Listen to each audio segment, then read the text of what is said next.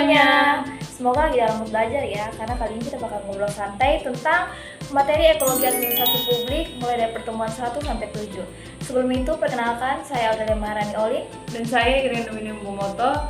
Di video ini kita akan membahas mulai dari konsep ekologi administrasi, ruang lingkupnya, hubungan ekologi dengan manajemen strategi, model-model manajemen strategi dan proses manajemen strategi sampai dengan perilaku administrasi dan lingkungan organisasi publik dan bisnis.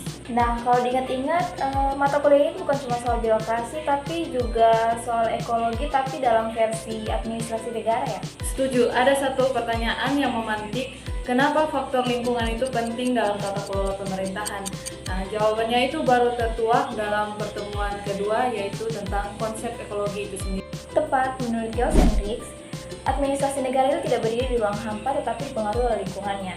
Konsep ekologi administrasi adalah studi yang mempelajari hubungan timbal balik antara sistem administrasi negara dan lingkungannya, termasuk faktor sosial, politik, ekonomi, serta fisik seperti geografis dan sumber daya alam.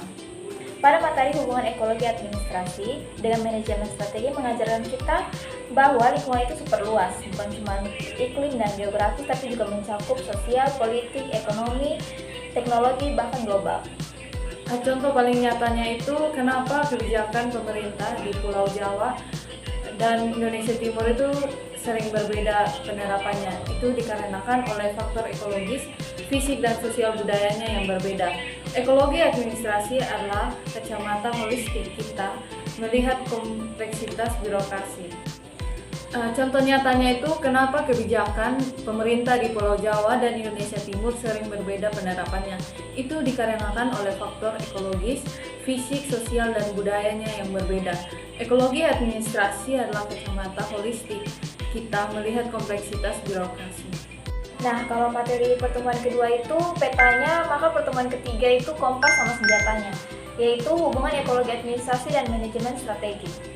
Ini sangat krusial. Organisasi publik itu menurut teori open system harus menjaga homeostasis atau keseimbangan dan adaptasi dengan lingkungannya. Kalau lingkungan bergejolak, misalnya tiba-tiba ada pandemi atau krisis ekonomi, birokrasi harus cepat beradaptasi. Terus gimana cara ngatasinya? Lewat manajemen strategi. Ini siklusnya formulasi, implementasi, dan evaluasi. Alat-alat seperti analisis Pestel atau politik, ekonomi, sosial, teknologi, lingkungan, dan hukum atau SWOT itu wajib dipakai untuk membaca lingkungan sebelum bikin program. Jadi, ekologi administrasi memberikan kita insight tentang apa yang harus direspon dan manajemen strategi memberi kita framework tentang bagaimana cara merespon secara efektif dan jangka panjang. Yang berikut tentang proses ekologi administrasi negara. Ini adalah siklus berkelanjutan. Perubahan lingkungan memicu reaksi birokrasi yang melahirkan kebijakan. Lalu kebijakan itu kembali mempengaruhi lingkungan. Proses itu semua tidak terlepas dari perilaku administrasi. Sebagus apapun strateginya, kalau perilaku atau birokrat punya perilaku yang disfungsional sama dengan game over. Misalnya birokrat yang tidak mampu adaptasi teknologi atau resisten terhadap perubahan sosial.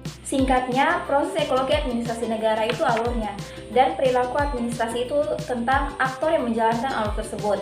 Perilaku birokrat harus fungsional, yaitu mendukung adaptasi sistem. Selanjutnya kita fokus ke konteks lingkungan organisasi publik. Ini berbeda dengan organisasi bisnis. Organisasi publik orientasinya itu public value, bukan profit, sehingga harus selalu tunduk pada aturan politik, hukum, dan aturan dari masyarakat. Dan lingkungan yang paling dinamis saat ini di lingkungan organisasi bisnis, yaitu faktor-faktor perubahan sosial.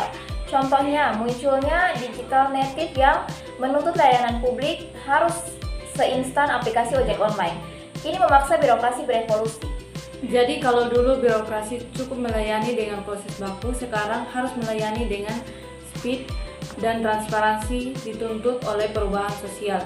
Organisasi publik harus mampu melakukan evolusi sistem secara terus-menerus. Setelah bahas materi pertemuan 1 sampai ke 7 ini, apa sih esensi utama sistem administrasi negara yang bisa kita dapat? Menurut saya sendiri esensinya adalah keberlanjutan yang adaptif. Saya setuju, sistem administrasi harus biasa beradaptasi dengan perubahan lingkungan itu, yaitu ekologi administrasi. Adaptasi ini kemudian diarahkan melalui manajemen strategi di tengah lingkungan yang terus berubah. Kalau gagal adaptasi, sistemnya akan kolaps atau jadi disfungsional. Secara pribadi, mata kuliah ini benar-benar mengubah cara pandang. Dulu saya berpikir kalau administrasi itu cuma soal paperwork, ternyata ini ilmu yang sangat kontekstual dan dinamis. Saya jadi lebih peka melihat kenapa sebuah kebijakan sukses atau gagal di daerah tertentu. Refleksi saya, ini bekal penting buat kita sebagai calon analisis kebijakan. Kita sekarang punya tools analisis PESTEL atau analisis SWOT yang tidak cuma melihat internal, tetapi juga eksternal. Kita jadi tahu masalah administrasi publik yang seringkali berakar dari kegagalan merespon faktor ekologis.